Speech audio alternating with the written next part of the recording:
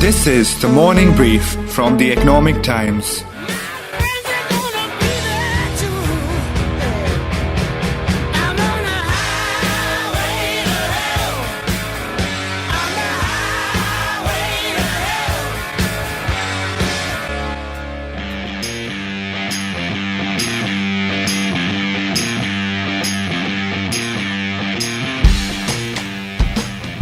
The rise and resurrection of Royal Enfield from a fading icon to a global pin-up within 2 decades has been an amazing triumph of entrepreneurial chutzpah, ingenuous strategy, and an undying passion of an iconoclast CEO turned managing director who breathes, lives, and swears by his brand. See, Royal Enfield is one of the truly enduring brands that the motoring world has had over decades now, and it's always been a very very romantic brand for the tourer, which is the individual who loves motorcycling more as an art than purely as a mode of mobility. Today, Royal Enfield or Bullet is a popular cultural linchpin across India,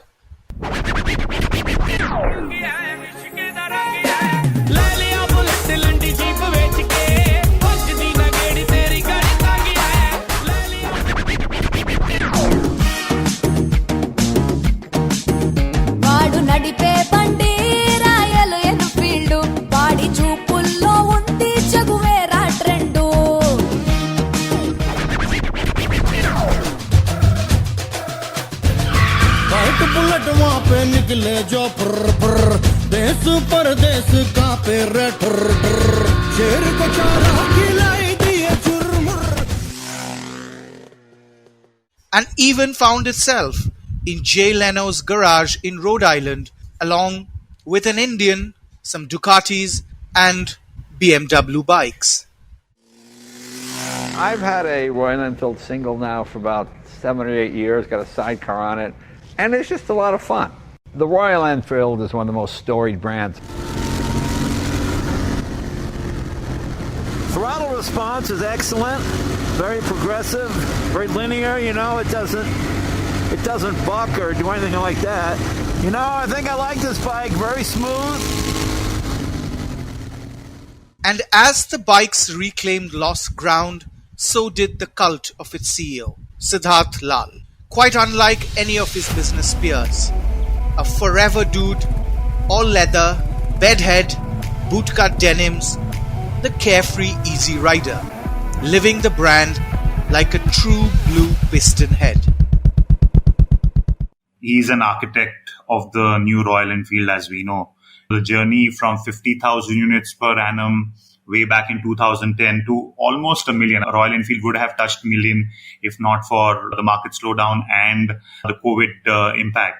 In the last decade, we've seen the brand transform, and he clearly is the architect. In just a decade, the company under Lal swung from a loss-making unit to being most profitable automotive company anywhere in the world based on operating profit margin. Sales have soared 18 folds between 2006 and now, so has the stock price, multiplying over 1,000 times to edge past even the iconic Harley-Davidson's market capitalization.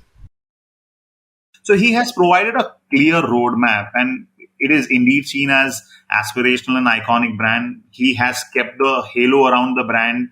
And for him, like Avik said, it is much more about experiences. That's my colleague Ketan Thakkar, who has been tracking this company for over 15 years. Point he's making, Lal basically could do no wrong. But then, why did we see an investor blowback last week that almost got Siddhartha Lal lose his corner office? Shareholders of Eicher Motors have rejected the proposal for Siddhartha Lal's reappointment as managing director. Now, the shareholders cite a 10% pay hike proposal for Lal as a result for the down vote, especially at a time when the company's median hike is at 1% and net profit is down 8%. Shareholders have not been playing ball with what the management wants. Sources are telling us that it was only a small margin of shareholders which voted against his reappointment, and this was mainly on the issue of remuneration. What changed?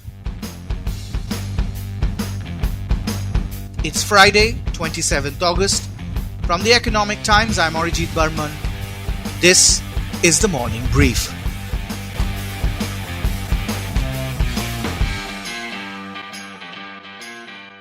Coming up on the show, leadership changes, dipping sales and revenues, rising costs. Is Royal Enfield facing a perfect storm? And why the shareholder activism in Eicher Motors is a wake-up call for all companies and their boards. Definitely take a step back and introspect, yes. But this to me is not so much to do just with RE, but more to do with ESG becoming a very, very important parameter to run business, which is basically environmental, societal, and corporate governance. That's one. This will lead to a bit of what I call as stakeholder activism, which is good for India. Avik Chattopadhyay, a veteran of over 2 decades in the automotive industry, has seen Lal's evolution and even conducted workshops himself some years back for the leadership team at Royal Enfield. The company has underperformed over the last couple of years. Both volumes and profitability have been on a downward hill over the last 6 to 8 quarters. The volumes have fallen for the last 2 consecutive financial year, and this year too there was a growth expected, but the supply chain challenges, especially on the semiconductor front, that is going to play truant, and volumes are not going to be as one was expecting.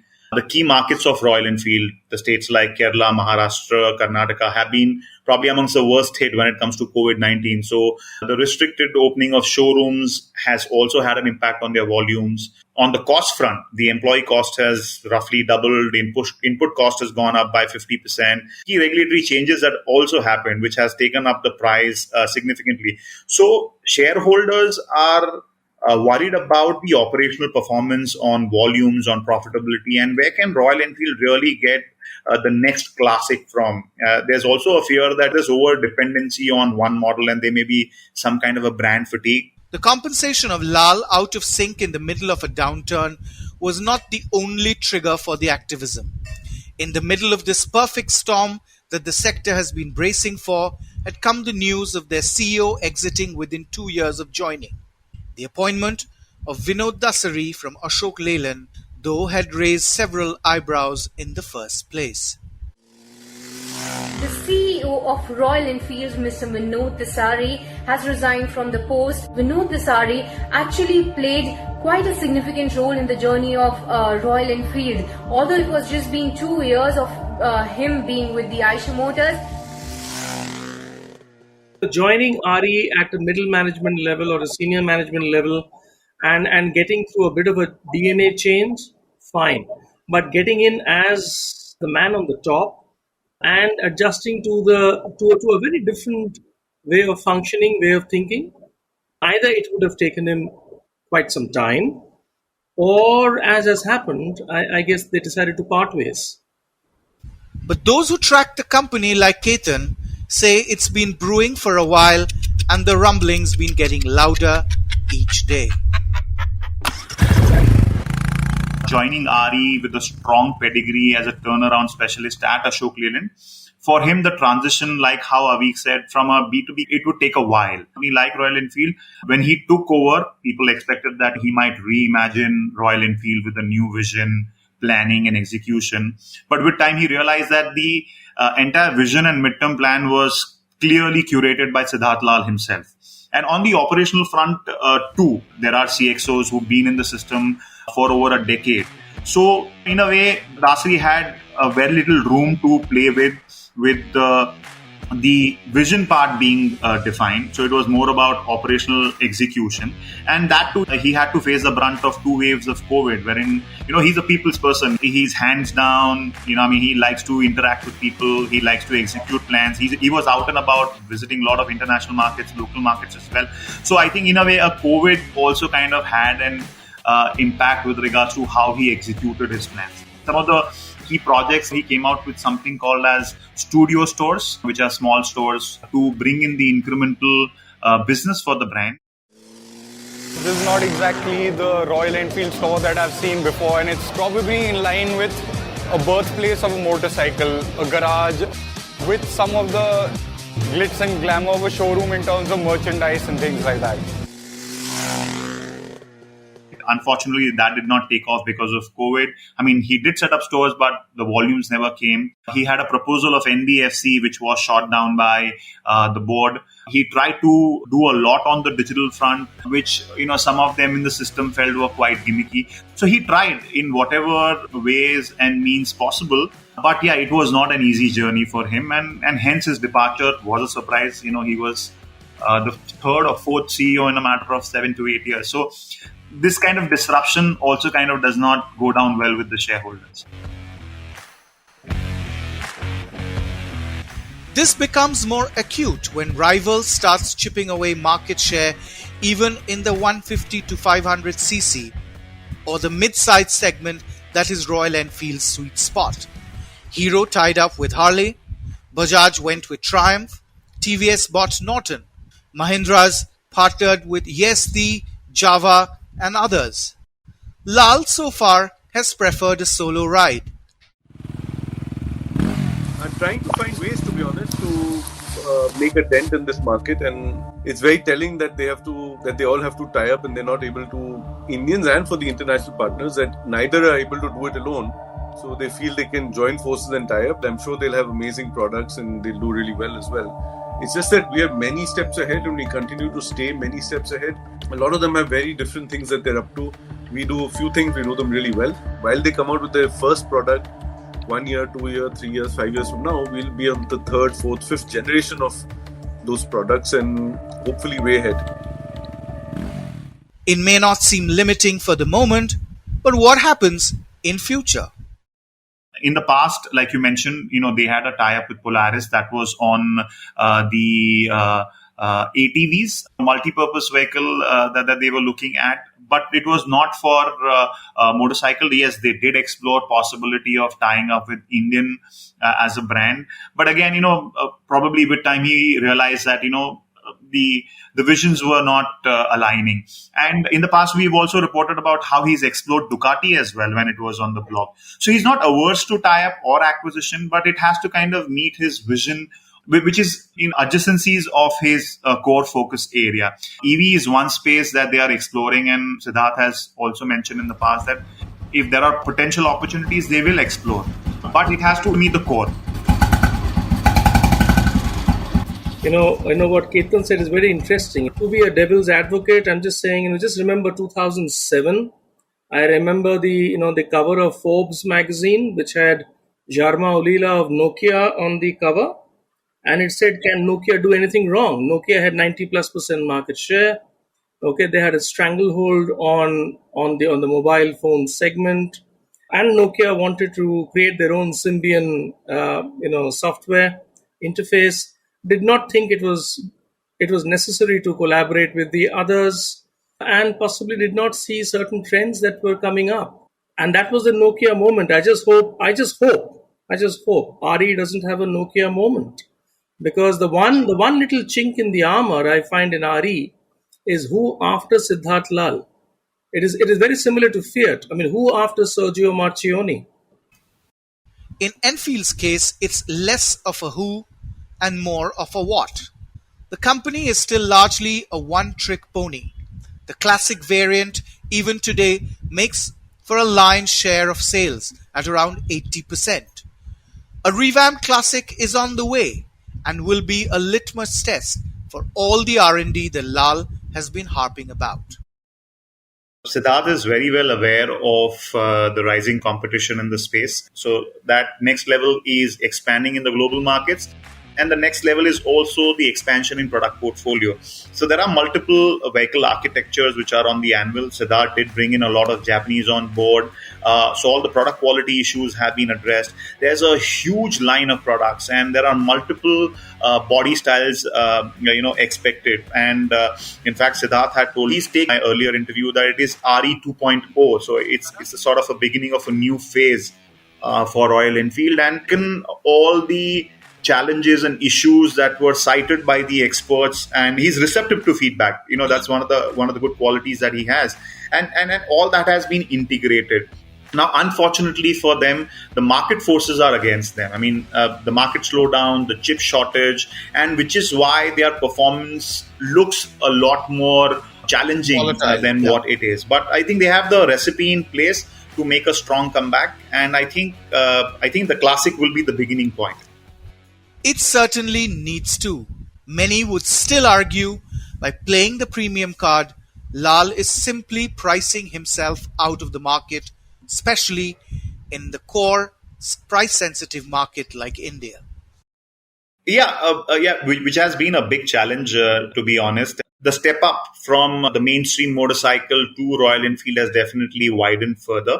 The key regulations of emission, BS6 emission and ABS has taken the cost up significantly. The input cost for the company has gone up by 50%, yet they've been able to pass on only 25%. Purely because of the price elasticity part. So yes, it has been a big challenge.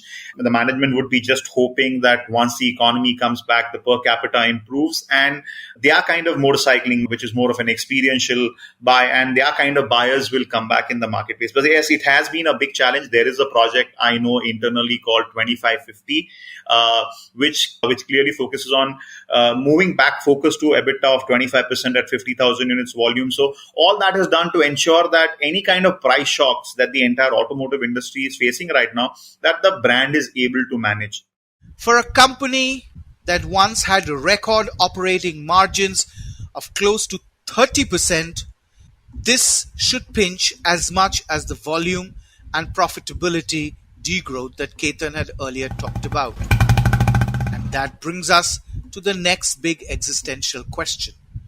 Is Royal Enfield, with all its thump, groan, grunt and growl, millennial ready?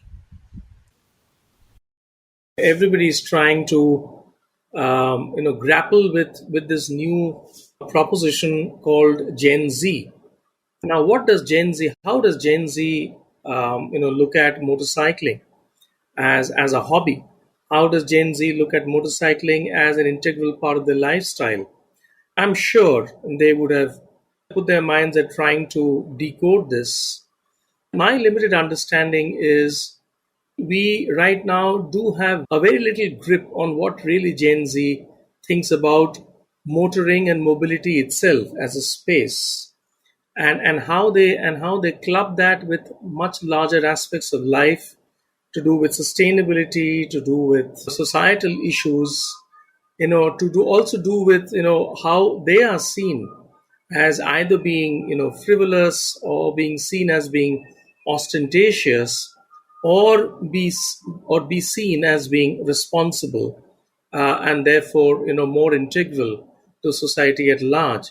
So aspects of clean mobility, aspects of electrification, aspects of looking at other modes of power, weight management of your motorcycles, which is are you getting into leaner constructions? Are you getting into composites and technologies that allow leaner constructions without compromising on the great experience of motoring? I'm sure these are all aspects that the organization is grappling with, as well as trying to understand what their future customer, the customer of 2030 or the customer of 2040 really wants out of this entire experience called motorcycling.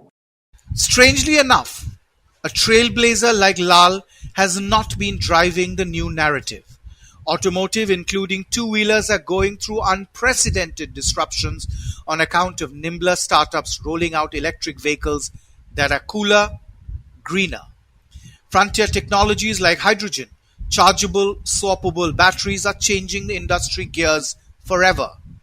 And a visit to the petrol pump will make you wonder, by not grabbing the EV opportunity right now, is Siddhartha Lal making the most expensive mistake of his career? Ola launched their electric scooter.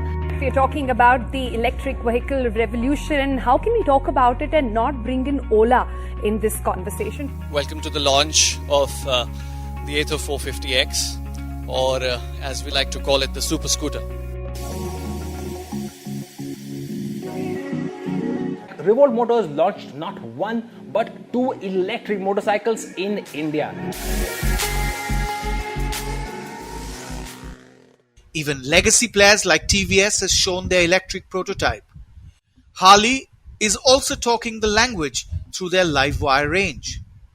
Well, personally, I feel that there's a lot more noise in favor of EV as against the volume that one sees in the market. Yes, there are disruptive forces like Ola who are putting in huge amount of money to bring in electric two-wheelers.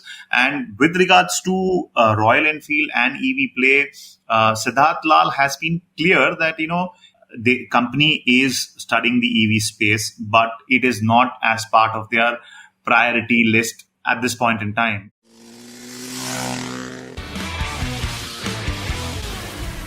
The EV space for us is more, let's say, background work. Yeah. It's not something that we've come out with. Just because, in fact, that's a policy, or that's a strategy we're following, not policy, is that we're not going to be the first mover in that market. We're going to see what happens, because there's so many variables. There's not just the product, there's the ecosystem, there's a charging infrastructure. Interestingly, there is already an EV team within Royal Enfield. In fact, Royal Enfield has hired people from Mahindra Electric and some of the other electric vehicle players out there. And that team is actually reporting into the ED, who's going to take charge of the operation. What essentially Siddhartha Lal is saying is that the EV play in the premium two-wheeler space, that's not something which is going to change the dynamics in the short term. And he says there is an EV under work, there is study going on, there may be probably an all-new architecture, there's work going on in UK as well as in Chennai. But what he's saying is that at this point in time, there may not be an EV from Royal Enfield. Not to say that they're not going to enter the EV space. What they mean to say is that, for them to participate in the electric vehicle game, it has to make business case, and the current volumes actually do not justify for them to have a offering in the marketplace. Ketan, Avik, thank you very much for taking time out and doing this. Motorcycle brand, leader in mid-size globally, leader in mid-size in all the big markets globally, and as a premium brand, not as a sasta brand, right? So that's the clear vision. I would certainly say the holy grail is being premium and being a scale manufacturer, right? We were told, and luckily I've not been to business school, but apparently in business school you're told that either you can be a mass player with low margins, or you can be a premium, you can have high margins, premium player, but with low volumes. We want to have scale, we want to have margins. So that's our business concept.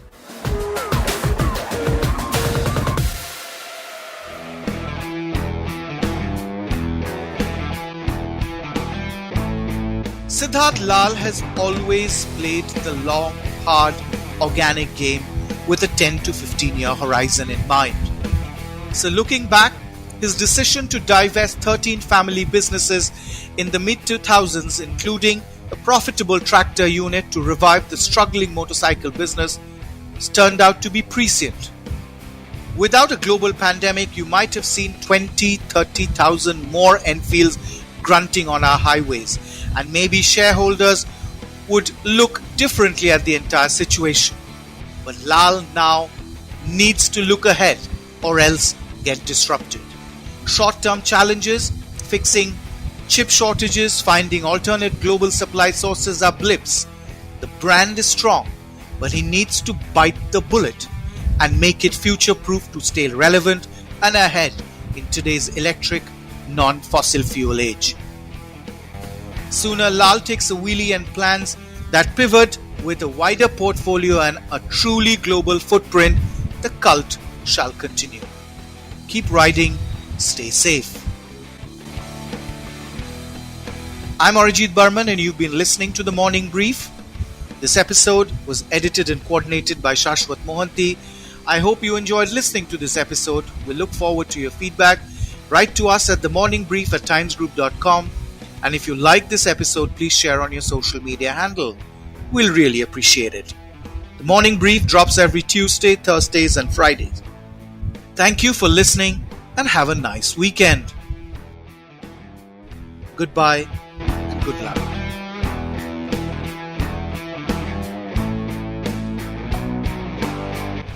All edited sound clips in this episode belongs to their respective owners.